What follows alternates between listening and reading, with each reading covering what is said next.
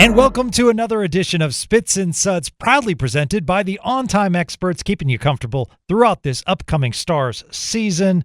Big stick tap to you guys for listening. Got a great one for you today. It's the fastest 30 minutes in podcasting. We speak to our very own Sean Shapiro and some great info ahead. But you heard the announcement in our past few podcasts. On-time experts have become the official HVAC company of the Dallas Stars. Now they've become an official sponsor of Spits and Suds. So I love pumping my guests that come on. Sean obviously has done so much and been such a big part of this program. So if you don't mind, I'm going to pump the tires of On-Time Experts because I'm actually a customer even before we began this partnership. They came out to my house about a week ago, and one of my rooms was about 4 or 5 degrees off. So they live up to their name because they not only called me, very easy to go online. They guarantee same-day appointments. So I could have made it that same day. I made it for a Saturday. They actually called me on that Saturday and said, hey, it's not going to be in this 4-hour window anymore. It's just going to be this one specific hour. And then I get to my house and they showed up early. That's the kind of service you need. So not only that, just gave a full inspection of my AC. They cleaned it all out, took it outside. They looked at my outside unit and they cleaned that up as well. And they found the problem, diagnosed the problem. It was extremely reasonable, did not overcharge me, did not sell me once. They were just saying, you know, if you want to check out this for the future, if this goes bad for the future, you should keep this in mind. They took pictures and they put it in their system so that if I call in the future, they can say, okay, yes, that was up to specs at a time, but that's what we'll look at first. In fact, there was a situation where to clean it, they had to actually go over my AC unit because it was installed not properly. So it's those kind of extra efforts that I'm not sure other companies will make, but the on-time experts certainly do. 4.8 out of 5 stars. God, almost coming up on 6,000 reviews. Unbelievable. So let's support them, hockey fans, because they're supporting the Dallas Stars and they're supporting Spits and Suds. So just think of them if you have an HVAC issue, theontimeexperts.com. And now, of course, we bring on our very own Stars and NHL expert, the greatness of Sean Shapiro. Shap Shots is awesome, folks. We need to subscribe. All of you need to subscribe to Shap Shots. Great info that comes out all the time. Very, very reasonably priced, and support Sean at Sean Shapiro. He also has a big part in Elite Prospects, 2 books out regarding the Stars, along with our friend Stephen Meserve. That book is called We Win Here, and we can't forget about that first book, 100 Stars fans should know and do before they die. He's got a big piece that we'll talk about coming out next week in D Magazine. The greatness of Sean Shapiro. Hello, my friend. Gavin, how are you doing? I'm great, man. I appreciate it. I appreciate the having me on. I always appreciate these Friday talks, and I'm happy to be here. It's hard to believe, but hockey is here. Because we have the Stars Prospects Tournament. You're coming in for it. Robert's going to be a part of it. It's going to be great to see all you guys. And you actually got me excited for this tournament just a few years ago because I remember, and this story resonates. I've mentioned it a couple times on Spits and Suds because, A, it's free to get in, and you are seeing the next wave of stars. And you're like, are you sure about that, Gavin? Well, I am, because Sean tells the great story when it was in Traverse City. And that's another reason why Stars fans should support this little tournament. It happens next Saturday and Sunday, and free to get in because it was in Traverse City and they drew a nice crowd. We don't want an empty arena with these prospects. We want to show that Dallas loves their hockey. So for more information, you can go to DallasStars.com. But my point is, as Sean said, that's where he first saw Miro Heiskanen, right? And you saw how good of a skater he was, how in control he was, and you're like, oh, this is going to be a good one. Yeah, Miro and It's where we saw Lian Bichsel and more recently. Matthias, one of the famous stories is Matthias Janmark. Probably, honestly, Matthias Janmark's NHL career is probably based off that tournament where Matthias Janmark goes to that tournament. The Stars originally thought he was going to spend the year in Sweden, and he's so impressive at that tournament that he turned it into winning a job in training camp. And honestly, if Matthias Janmark isn't already on the NHL roster when he deals with his knee issue, the osteochondritis dissecans, as I have, Well done. uh, who knows if he even has an NHL career? The only reason he was in North America was because of that. So it's to me it's a tournament where it's unfortunate that it's no longer it's unfortunate that it is no longer a big like that there's no longer the four-team tournament that it once was, right? That's kind of the um, that used to be the case, and it's but one of the great things about these tournaments and these games, and obviously they're playing a team that I know extremely well in the prospect pool. I know extremely well in the Detroit Red Wings. Is you get to see the the players against their peer group, right? And you see um, so much times NHL preseason is chaotic and messy and everything like that. Training camp has all of a sudden is it fair for a um, is it fair for a 19-year-old, 20-year-old kid to be judged in training camp against what a Mikko ran and doesn't? Frankly, it's not, right? So Correct. this tournament, it does a really good job, I think, of you get an idea of a barometer of where are these players um, against a similar prospect pool. Actually, frankly, a better prospect pool. The Red Wings have one of the better prospect pools. So, but it's the you get to kind of see players against their peers. You get to kind of get a better judgment of that, and you get to kind of see a bit of the future and some other names emerge, right? Like, I think in the past we've seen players go and win contracts out of this. So we've seen players that may become future parts of the Texas Stars, even if they don't reach the Dallas Stars, come from this tournament. To me, this is such a I have a passionate piece about this, as you can hear in my voice, right? Like this tournament and kind of these games are a really good kickoff to the season. And if you're really paying attention and you're really watching, and like the organization does, you get a stronger idea of where and how things will go in the future. And I think that's one of the things that, as hockey fans, it's cool to kind of get feels and reads on that. So specifically, things that you're looking for and players you're looking at. I was just going down the list. Emil Hemming, the Stars' top draft pick a couple of years ago, currently playing in the Ontario Hockey League for Barrie. You'll get to see him. He'll be playing. Cameron Schmidt will certainly be playing. Ayrton Martino, who's a big Stars prospect, who will be beginning his Texas Stars season this upcoming year out of Clarkson.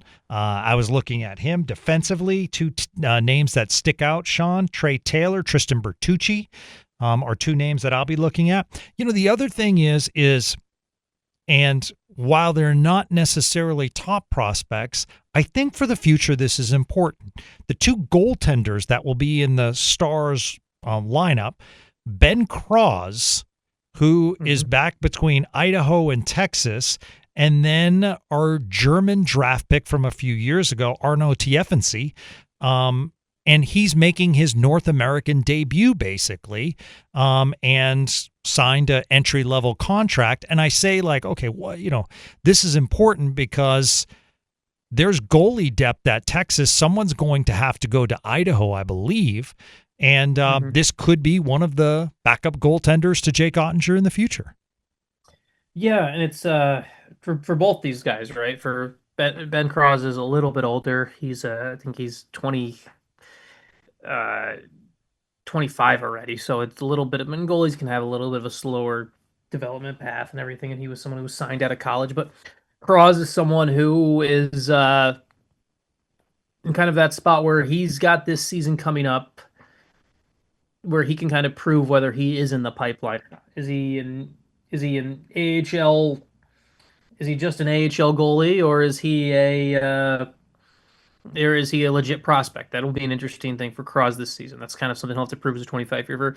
For Arno Tiefensee, it's the adjustment to North America. This is going to be a really good kind of first intro to North American hockey for him at the pro level. So it's really interesting. I think the one for me that pops off right away is Cameron Schmidt. People Yep. are he's going to spend another year in Vancouver in the WHL, but Schmidt is a bona fide goal scorer over at Elite Prospects. Our scouts had him as um, one of the best skaters in this draft, and it's so he's the one that I'm really interested to watch. Hemming will be interesting as well for me. It's this tournament. Detroit's bringing a roster, honestly, that is loaded with some future star players for Detroit. Axel Sandin Pellikka is one where I call them the hyphenated boys for Detroit. I mean, they're bringing Michael Branzig, Nygaard, Axel Sandin Pellikka, two really good players. Carter Bear's coming, Nate Danielson. Like Detroit's bringing a loaded roster from a prospect perspective. And so while there will be more hype about the players in Detroit, I think it's a really good opportunity to learn more about some of these Stars players against some guys who have higher profiles, more pro experience, et cetera, et cetera. It's a really good opportunity to learn about some guys, Gavin, that you and I might not even be thinking about with Dallas right now. And after 2 games, they're gonna be like, hey, I got to pay attention to this guy and see where things are gonna go. Right. Now, just for those that can't make it, and once again, I encourage everyone, tickets are free to the general public.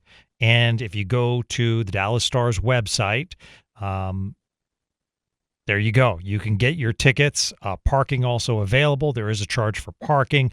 Doors open 1 hour prior to puck drop. Really cool thing. It's going to be on Victory Plus as well in case you can't make it. Also be on DetroitRedWings.com, DallasStars.com. Really cool. Brian Ray and Brent Severin calling the action. So leaving the intermission booth and play-by-play in color. So I think that's a really cool, and I'm glad that they're bringing this to the public, and that's why I want so many Stars fans to go out and support that. All right, let's move on to an interesting article that Robert Tiffin had on starsthoughts.com that you retweeted, and you've been following the career of Lian Bichsel really close.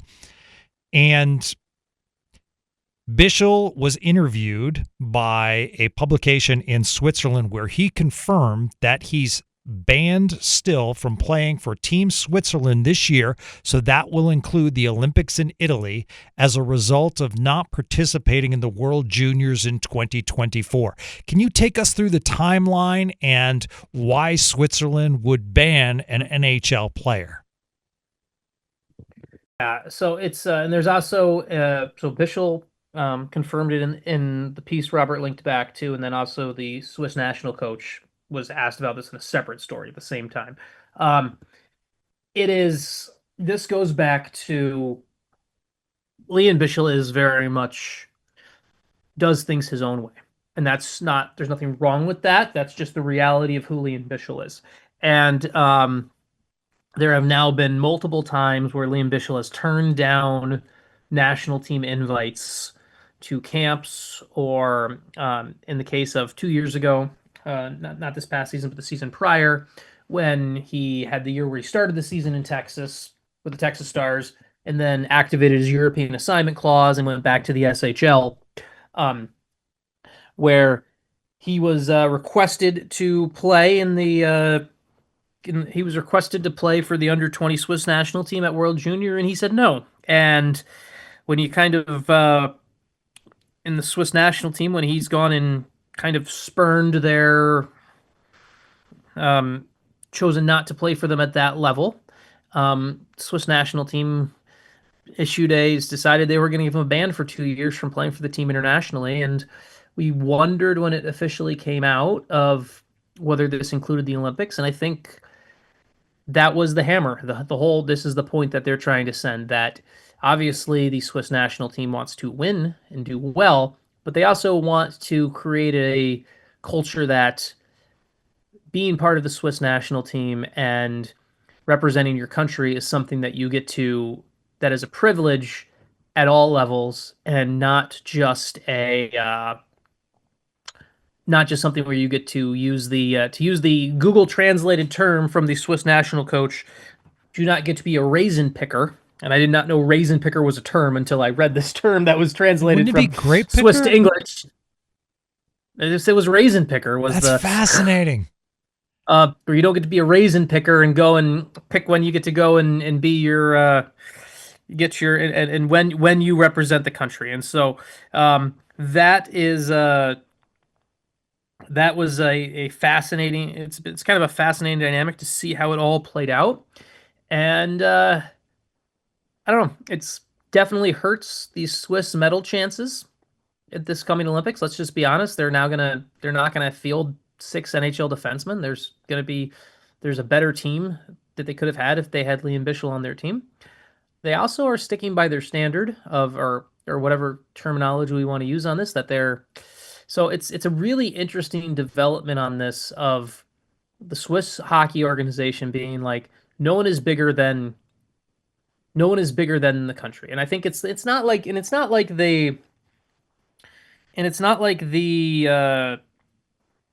Swiss national team is gonna it's not like Roman Yossi would not go to Switzerland, right? But they're kind of saying like, hey, if Roman Yossi is going to play for us at World Championships and do this and go through this, why you need to step up for your country as well. So I don't know who's right and who's wrong on this, Gavin. Honestly, it's a fascinating thing. It is. But it's one of those things where I thought at the end of the day, I thought it was not shallow, but I thought at the end of the day, the two sides would have a little bit of a kumbaya moment because it would mean a better chance of medaling at the Olympics and winning games. And that is not how they have viewed things. Yeah. Yeah. I mean, I understand you want to for future generations, but because there was an injury involved, and you're right, Bichsel does things his own way, but I just figure, yeah, you're right. There could have been a nice quality conversation. Maybe Bichsel is, they come to an agreement where he's much more active as far as youth hockey in Switzerland, something to engage that, he can proudly represent Switzerland because, he does say in the article that Robert translated that, this is his home and he would love to play there. So that's kind of tough to hear.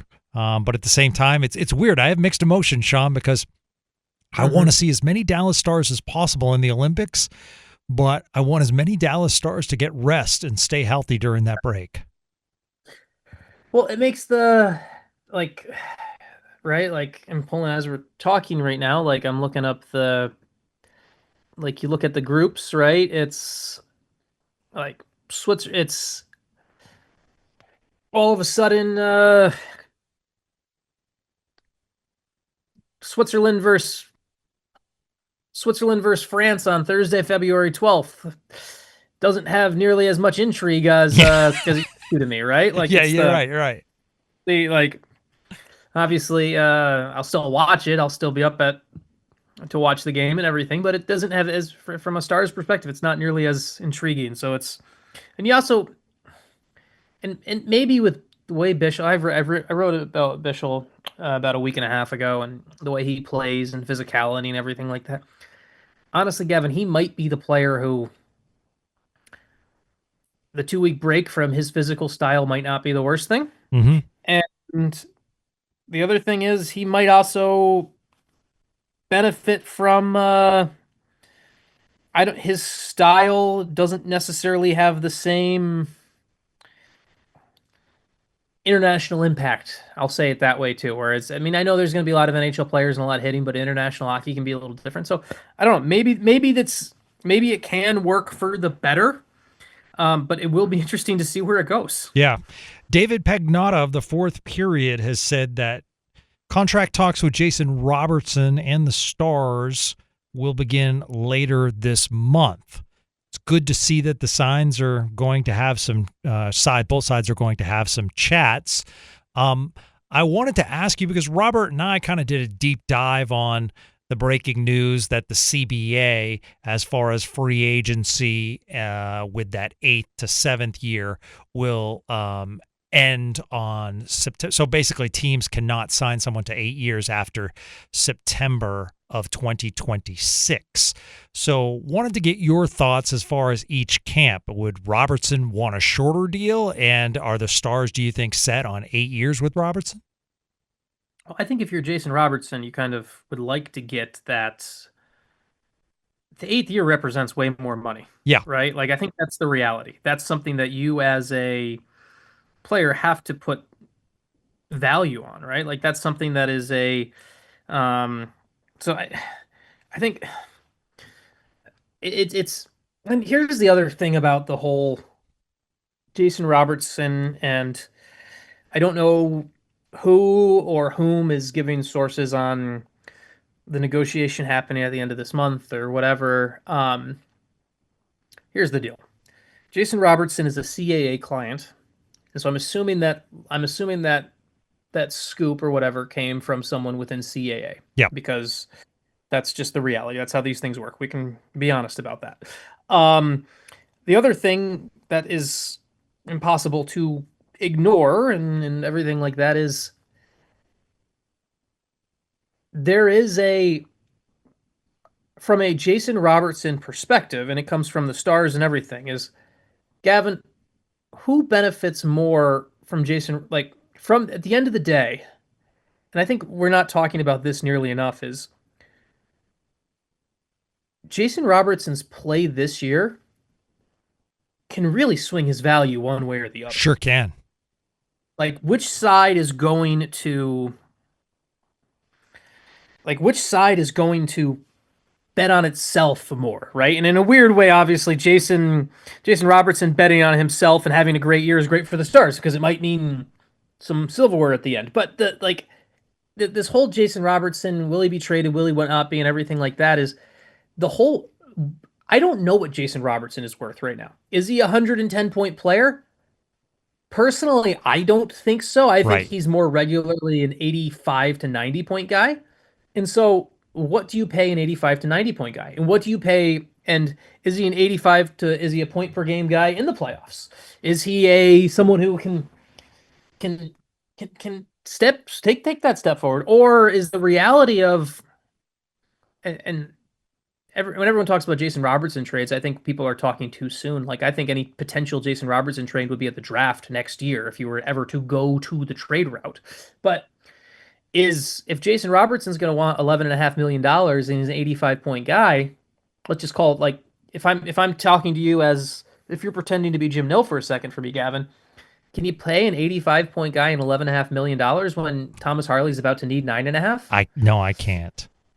And that's the problem, right? Yeah. Like, that's the whole, like I know it's going to be a storyline people are going to talk about all year, everything, all over. Hey, this is this and that. But if you're Dallas and you don't, and people are going to be like, oh, that's noise and you don't want distractions and all that junk. I'm kind of saying to Jason Robertson, go prove to me you're a 100-point guy. Because if I'm Dallas, if I'm in Dallas's shoes and I want to get a deal done in the month of September of 2025, where we're sitting right now, I need that to be a sub $10 million number. I'm just being honest, right? Like, that's kind of it needs to be a sub $10 million number. And if you're Jason Robertson, that's not a number you would take right now. So everyone can be like, oh, negotiations are going to happen. I just don't see how the sides come to a deal that actually works soon, unless it's Jason Robertson taken below what he believes is market value, and I don't think he's going to do that. And then if that's the case, I have to look at it from a Dallas Stars perspective and be like, okay, go out and prove to us you can be a 100-point player. Go out and prove that to us. Then we can do that, because it's impossible. Like, after you signed Mikko Rantanen, before the Mikko Rantanen trade, the Jason Robertson thing wasn't an issue because it was like, we always had the space. We were always going to get this done. But now you have Mikko Rantanen and his cap hit, and that changed everything. And now you got Thomas Harley, who I guarantee you, Jim Nill and Andy Scott, Thomas Harley's agent, who also happens to be Mikko Rantanen and Wyatt Johnston's agent, have already spoken about what a Thomas Harley contract will look like. It is a prove to me you're a 100-point player this season Mm-hmm. if you're Jason Robertson. That's what my stance has to be as I'm the Stars. And yeah, there'll be talk of will they, won't they trade him? The Stars are going to be a good team, and they're going to be able to. It's not going to impact the actual room. I'm just going to be honest about it. People are like, oh, it's distracting. Like, it's not going to be. It's Well, not like the. It's not like the thing in Vancouver where the captain is where the president of hockey operations that says, oh, our captain might want to play with his brothers. Like, it's nothing like that. yeah, So yeah.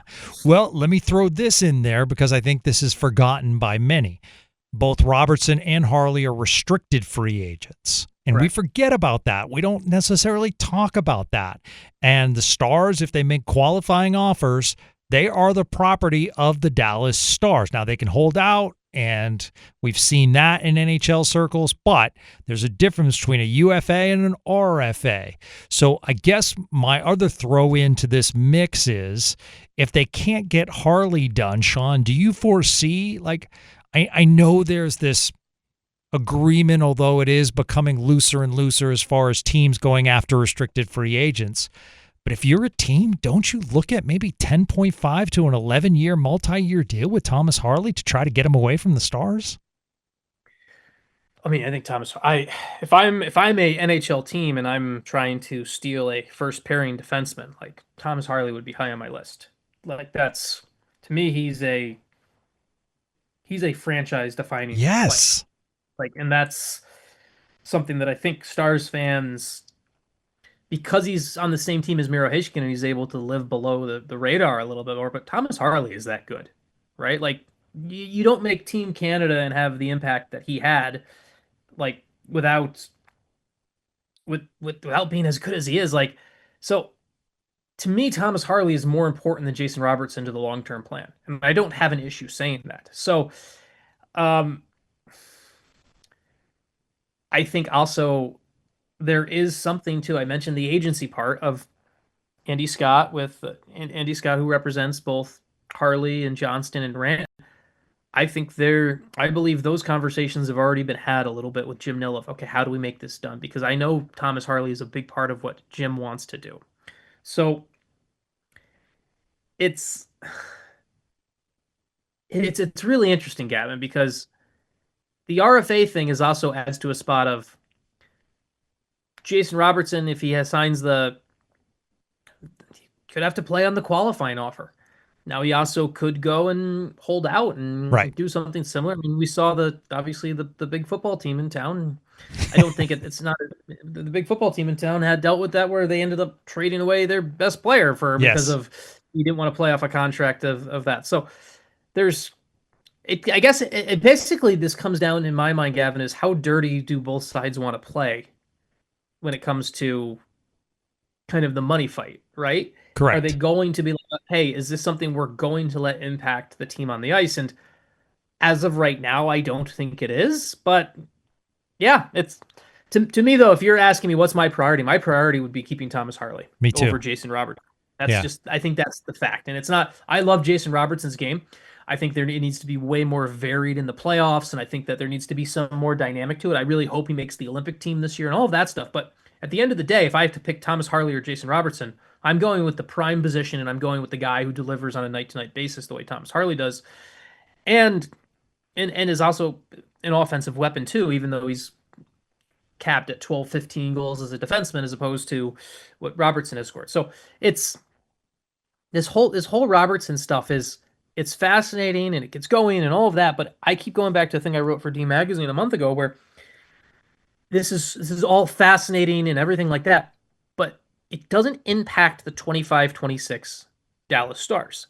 And that's the thing that we got to keep remembering. Right. The 25-26 Dallas Stars have Jason Robertson signed. He will play. They have Thomas Harley signed. He will play. If we worry too much about the problems of the 26-27 Dallas Stars, and now Jim Nill has to do that because that's his job as the cap manager and everything like that. But if you worry too much about the problems of the 26-27 Dallas Stars, you could hurt the 25-26 Dallas Stars. And I think that needs to be remembered by those in that locker room. Real quick before we let you go, Joe Pavelski gets into the USA Hockey Hall of Fame. NHL Hall of Fame, Sean?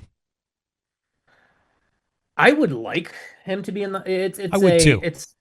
It's tough, right? I just think if you go from a pure point production, there's more of a debate. But I look at Joe Pavelski as more than just points from what he Yeah. brought to the whole, as far as mentoring, as far as team leadership, being a captain. I mean, there's just a lot more to Joe Pavelski than just what he did on the ice. Yeah, and it's now U.S. Hall of Fame 100%, right? Like Yeah. that's great. That's where he should be. Now it's Joe Pavelski's one of the things about Pavel. Like I think durability is important, and I think what he did with his career and everything like that is.